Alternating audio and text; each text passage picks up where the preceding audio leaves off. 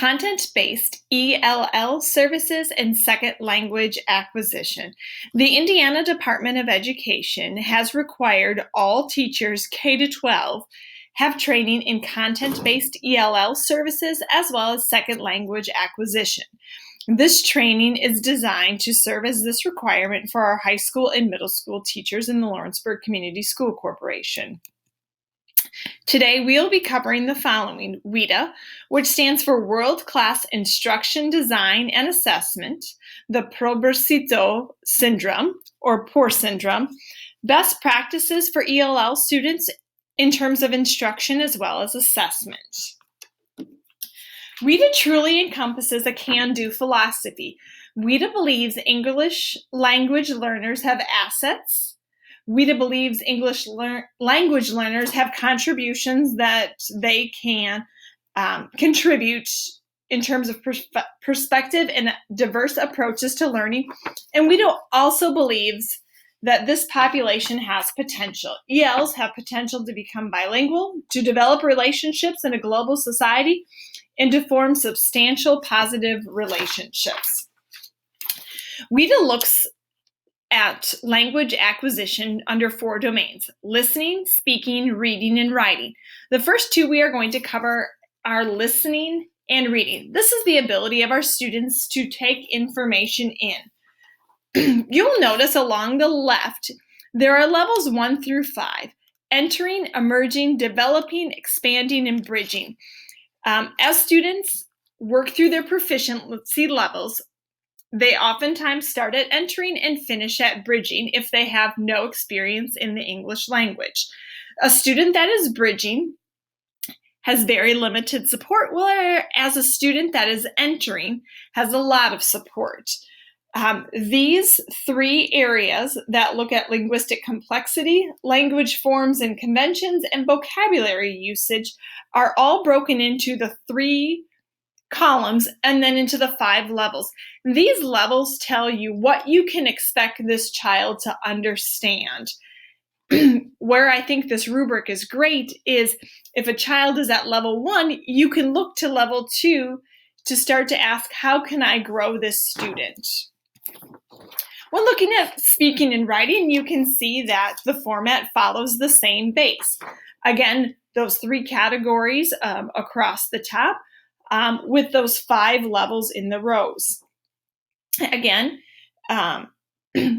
this is a production base. Speaking and writing are requiring the student to produce.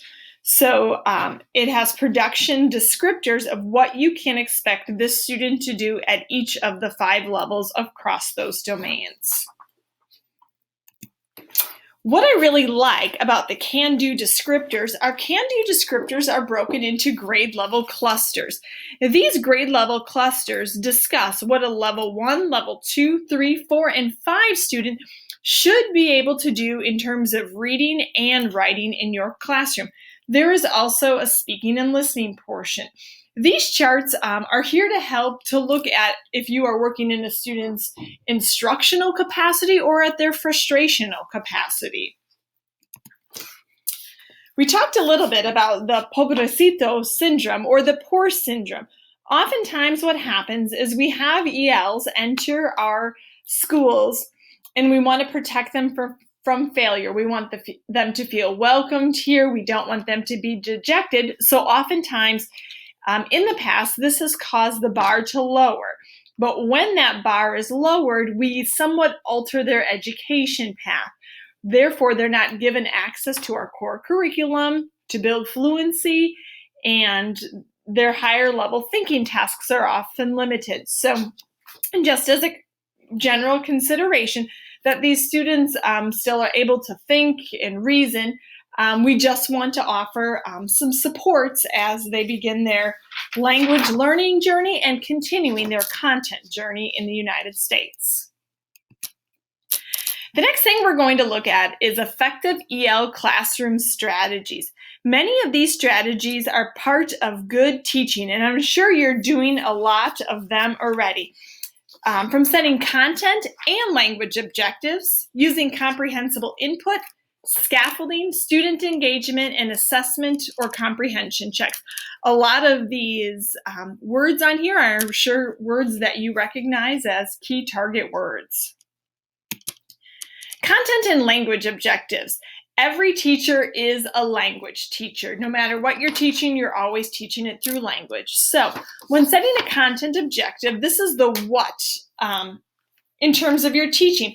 It's usually standard driven, but what we would encourage you to do is add the how, the language objective. So are they speaking, reading, listening, or writing? So are they listening to a poem from the 18th century and then having to write a reflection on it? Or are they speaking about the cell life and their classmates are listening? So just to encourage you to set those content standards objectives, but then also to add those speaking, reading, listening, and writing objectives into it as well. The next one is looking at comprehensible input strategies. There are 3 types of comprehensive input: visual, context, and language. This is what you're putting into the eyes and ears to make sure students understand. As a reminder, our student population, 80% of our students are visual learners, where 20% are auditory learners. So these strategies are very important and are essential. So when looking at visuals, using pictures, models, graphics, and facial expressions to present your content. Context, kind of drawing on background knowledge, allowing students to preview material, providing students with advanced organizers, which is also a Marzano strategy, and creating relatable experiences. The last strategy is language. When I think of this, I think of our high school foreign language teachers. Sometimes their delivery may be a little slower. They may enunciate with a clear voice. They're using repetition. They're asking questions that are yes or no, either or, and providing examples and non-examples to have students really understand these concepts. Next, we're going to look at scaffolds. There are 3 categories of scaffolds. Our goal in providing instruction is for students to have a high level of challenge with a high level of support. This is going to get them in a real sweet spot, the learning or engagement zone. If you have a high challenge with low support, students are going to be frustrated and have high levels of anxiety. Whereas if you provide students with a high level of support, but a low challenge, they're going to be in their comfort zone. And again, low support, low challenge, that's boredom. So again, I can't speak highly enough for students to have that high challenge with high support so that they are in that learning or engagement zone. There are 3 categories of scaffolds that you can use: looking at materials and resources, instruction, and student grouping. So when we're thinking of materials and resources, it's providing those graphic organizers, bilingual dictionaries, potentially materials in their home language, sentence frames and sentence starters, word banks, and word walls to make the content approachable. In terms of instruction, pre-teaching vocabulary before it's being used, modeling, paraphrasing key concepts, repetition, and then that simplified, elaborated language. Also, scaffolding in terms of student grouping, having some structured pair work, structured small group, and some teacher-led small group. Ultimately, we want students engaged. Student engagement encompasses active participation in addition to a sense of purpose, connection, and interest. English language learners cannot sit quietly in the back of the room. So some of these engagement strategies that you can see, I'm sure are things that you are currently doing. So some of this just may be providing validation for what you have going on in your classroom, as it is a best practice for EL students and all students. Assessments. We should always assess our students in a manner that is similar to the way we taught them. So if you're differentiating your instruction, it may be a best practice for you to differentiate your assessment. So if you're using some sentence stems and word banks, those might be great things to have available on the day of the assessment. Assessing English learners allows them to draw connections between content area. It leverages their strengths. It can emphasize language strengths. Formative assessment is a great thing to do, so you're checking along the way to make sure they've mastered the content.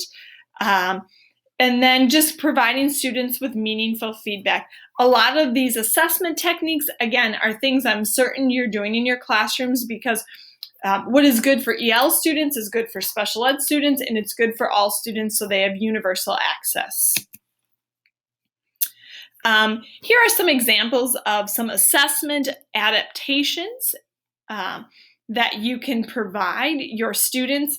Again, the word banks, avoid double negatives, tricky response styles. We want to make sure that we are assessing truly the content for these students when giving an assessment. Thank you for sitting in on our short video today. I just want to give credit where credit is due. On my Works Cited page, content for this presentation was provided by the Indiana Department of Education, in particular Nicole Leach, who is an English language and dual language specialist. If you have questions that arise or want additional materials based on this, please feel free to email me at spaith@elberg.k12.in.us, as I am here to support you as well as our English language learners. Thanks and have a great day.